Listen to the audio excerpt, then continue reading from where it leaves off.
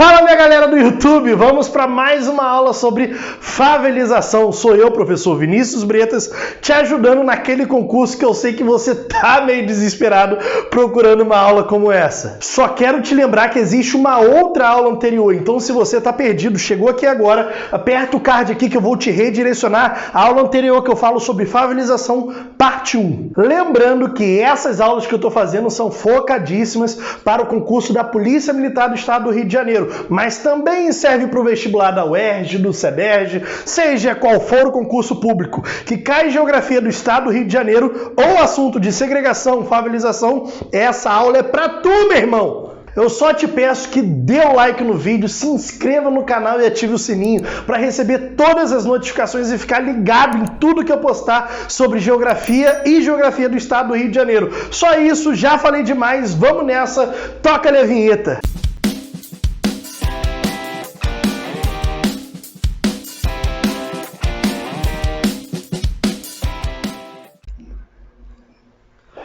Voltei aqui, aproveita esse espaço que eu coloquei justamente para pausar e escrever no caderno. Quando tu tiver sem internet, não puder assistir minha aula, você vai lá no caderno e vai papirar o assunto. É isso mesmo. Isso é o Vinícius Bretas te ajudando. Lembrando que a gente ainda está na correria. Aliás, alcançamos 810 inscritos, segundo que tá agora aqui que eu dei uma saída de casa, aí eu vi, deu 810 inscritos. Muito obrigado por tudo, mas lembrando, a correria é pelos 1000, para que a gente consiga fazer as lives resolvendo exercícios. Essa daqui já é a aula 6, agora falta a aula 7 e a aula 8. O que tá faltando, professor, para eu ficar topper, brabo, sinistro? Exercícios, isso mesmo. Falta exercícios para que a gente consiga fazer, para que você faça, chegue na prova, dê um tapa na cara do fiscal, o sargento que vai estar lá, tu vai falar, vai que senta aí, que sou eu que vou te ensinar geografia para tu ficar brabo. Brabo em geografia, só falta os exercícios. É isso mesmo. Mas enquanto não chega os 1000 inscritos, enquanto não chega a live, vamos para mais uma aula sobre favelização. Parte 2. Na aula passada, só lembrando, eu falei muito sobre o histórico da favelização, falei o histórico colonialista, o histórico da favelização. Agora a gente vai entender algumas características atuais da favela, justamente das áreas periféricas, primeiramente como a nomenclatura. A nomenclatura pelo IBGE são denominadas as favelas aglomerados subnormais. Se liga aqui na nossa definição: um conjunto constituído de, no mínimo, 51 unidades habitacionais, entre casas, casebres, seja o que for, carentes de serviços essenciais. Serviços esses como infraestrutura urbana, saneamento básico, tratamento de esgoto, lazer, ou seja, quando ultrapassa 51 unidades, a partir de 51 unidades, eu já tenho algo considerado como uma favela, de fato. Lembrando que esse primeiro termo, esse termo de aglomerado subnormal, foi usado já no censo de 1991. E claro, o IBGE ele passa a tomar nota, ele passa a entender todas as favelas para que assim o governo, seja estadual, seja municipal, seja federal, consiga administrar corretamente as suas políticas públicas para atender essas áreas mais carentes. Se liga, 22 dados importantes, 22% da população do município do Rio de Janeiro mora em favelas e a capital, o município do Rio de Janeiro, lidera em porcentagem, ou seja, a capital do Rio de Janeiro libera, mas só que normalmente no seu entorno, normalmente justamente na região metropolitana, eu tenho sequenciado os outros que vêm em porcentagem. Então, normalmente os municípios ligados ao município do Rio de Janeiro, na região metropolitana do Rio de Janeiro, também acabam constituindo altos números da sua população em áreas periféricas, em áreas carentes. Quando a gente pensa características atuais, atuais. Se liga que outra característica braba atual é justamente a busca por locais desvalorizados, onde ninguém no solo urbano ele vai querer aquele local, por exemplo, como brejos, mangues, encostas, margens de rios. A partir dali são áreas propícias, já que não tem intervenção do Estado, já que não há interesse dos capitais imobiliários em tocar naquele local. Aliás, muito daqueles locais, importante até falar, que são áreas de preservação permanente. Se você está perdido, não sabe o que eu estou falando, aperta o card aqui que eu vou te redirecionar à aula que eu falo sobre APPs, unidades de conservação. Muito desses locais acabam sendo unidades de conservação, que entra a população mais carente em necessidade da moradia, e aí eu tenho esquecimento, a inércia do poder público, e aí justamente acabam se localizando nesses locais mais desvalorizados, porém acabam também acarretando grandes vulnerabilidades, ou seja, com o processo de deslizamentos em encostas de morros, com o processo de inundações, enchentes e inundações às margens do rio, ou seja, normalmente as áreas de favelas tendem a ser áreas onde há grande vulnerabilidade social, onde, por exemplo, habitam regiões que são áreas de perigo, áreas de fato de vulnerabilidade ambiental e social, no qual a população mais pobre acaba sendo sujeita devido à inércia do poder central, do poder político. Precariedade nos serviços públicos, principalmente no setor de transportes, principalmente no setor de saneamento, um local que normalmente a gente vai ver um pouquinho sobre isso daqui, mas as favelas mais distantes do centro acabam sofrendo muito com as ideias das doenças vetoriais. Sim, as próximas também, não estou tirando disso daí não, mas a gente vai ver que vai haver uma diferença entre favelas mais próximas do centro e favelas mais distantes. Normalmente essas favelas, por ter essa ausência dos serviços públicos, principalmente favelas mais distantes do centro, eles vão ser justamente vetores de doença, vão ser locais onde justamente eu tenho mortalidade infantil alta, uma redução no índice de desenvolvimento humano, justamente pela ausência desses serviços e forte presença na paisagem urbana. Claro, quando você anda pelo Rio de Janeiro, você consegue identificar através da paisagem, através do olhar, justamente as áreas mais periféricas,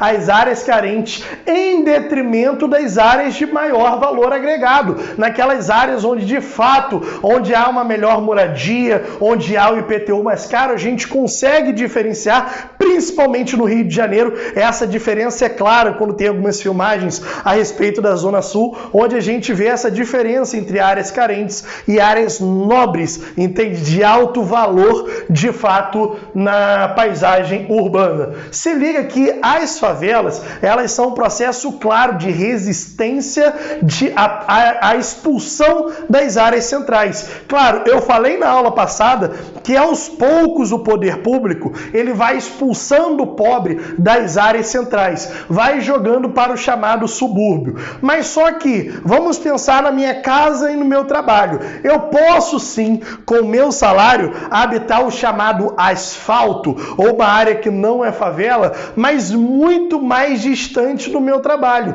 E aí eu boto justamente na balança. Peraí, eu vou lá para longe e eu vou ficar esperando no ônibus 2 horas e meia até o meu trabalho, ou eu posso morar em áreas mais próximas à área central, onde justamente eu vou diminuir o meu tempo de casa para o trabalho, a minha chamada migração pendular. Opa, essa é uma sacada interessante.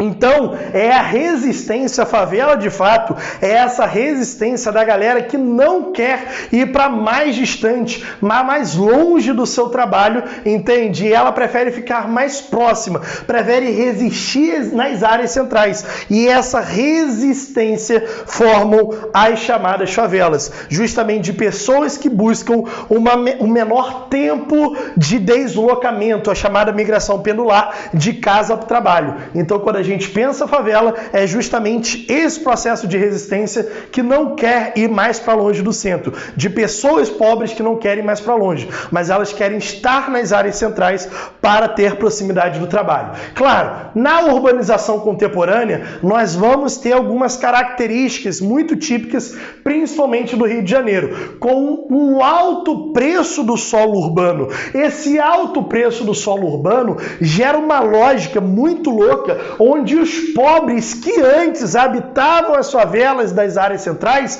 passam a ser expulsas das áreas centrais. Ou seja, a classe média, a galera que recebe um pouco mais de grana, a galera que está ali na faixa salarial entre 2, 3 mil, ela justamente passa a habitar as favelas, já que o solo urbano chamado asfalto, fora da favela, está extremamente caro. Vamos supor que tu ganha 3 conto, 3 pau, todo mês lá bonitinho. Aí você vai, tranquilo, na paz, resolve alugar um apartamento, sei lá, no centro de Bom Sucesso, aqui no Rio de Janeiro, na cidade do Rio de Janeiro. Meu irmão, você tem que estar preparado para, no mínimo, pagar R$ 1.300 de aluguel, mais R$ 500 de condomínio. É, meu irmão, vai R$ 1.800, R$ 1.700 só com a sua moradia. Como é que um cara que ganha R$ 3.000 consegue morar num local desse? Aí tem que pagar IPTU, aí tem que pagar luz, tem que pagar água. Basicamente, o solo urbano encarece cada vez mais. E aí a galera passa a recorrer à favela. Hoje, tu vê uma galera entrando nas áreas centrais, nas favelas de áreas centrais, o pessoal fica, pô, maluco, eu fui na favela, os caras estavam tudo com TV de LED, 50 polegadas, 4K, vê se pode, fazendo churrasco, raça negra cantando, toca-lhe o fuzuê do caramba e tal, papá. Ué, meu irmão, quem tá habitando agora as favelas das áreas centrais não é mais aquele pobre, de fato, de R$ 800 para baixo na faixa salarial. Não. Esse cara já foi expulso. Esse cara não conseguiu se manter devido ao solo urbano caro, que também chega na favela. E a classe média passa a adentrar as favelas das áreas próximas às áreas centrais, enquanto os pobres, de fato, ficam numa periferia da própria favela, ou seja, muito mais distante. E aí a gente pode pensar em áreas mais valorizadas da favela, sim ou não, dentro da mesma favela, áreas mais valorizadas que outras, mas normalmente esses pobres vão para muito longe, vão para as mais distantes, justamente onde o solo urbano é mais barato. Com isso, a gente pode gerar um debate justamente das áreas, as favelas próximas ao centro e as favelas mais distantes do centro. Onde a favela mais próxima do centro é a classe média que mora, é a galera que recebe uma faixa salarial um pouquinho acima, a galera que tem ensino médio, ensino fundamental completo, a galera que tem uma faixa salarial um pouquinho acima, e as favelas mais distantes do centro são as favelas onde tem pessoas mais pobres. E com isso gera uma diferença nas infraestruturas, porque minimamente favelas mais próximas ao centro conseguem ter melhores infraestruturas, acessos a ônibus, menor tempo de migração pendular, consegue ter acesso a melhor educação. Por mais que sejam favelas, a gente não pode categorizar tudo da mesma forma, não. Existem diferenças em termos à proximidade do centro. Existem favelas que são melhores abarcadas, que têm melhores condições sociais e também condições educacionais de vida, de fato, que favelas mais distantes do centro, onde hoje se localizam pessoas mais pobres que têm que sofrer com uma maior migração pendular de casa a trabalho. Eu estava vendo aí nos grupos aí de Facebook, onde eu tinha casa na maré, kitnet na maré, custando R$600, R$700. Como é que um cara de um salário mínimo consegue morar com a sua família dentro de uma kitnet custando R$700 no Complexo da Maré? Meu irmão, isso é impossível. Esse cara vai ter que entrar na favela, mas vai ter que entrar em favelas mais distantes em relação ao centro. Entendemos essa lógica? Gostamos dessa aula? Tranquilaço. O que falta, professor? Falta fazer exercícios, Candão. não. Falta 1000 inscritos para que eu possa conseguir fazer lives resolvendo exercícios. Gostaram da aula de hoje? Aula braba? Aula monstra? Aula sinistra? Então, dá o like no vídeo, compartilha esse vídeo com todos os teus parceiros que estão estudando para a prova da PEMERG ou da UERJ ou do CEDERJ, seja qual for, e também se inscreva no canal e ative o sininho. Valeu, galera! Esse daqui é o Vinícius Bretas, te ajudando a passar nos concursos, a ter a tua grande vitória. E eu vejo vocês até mais.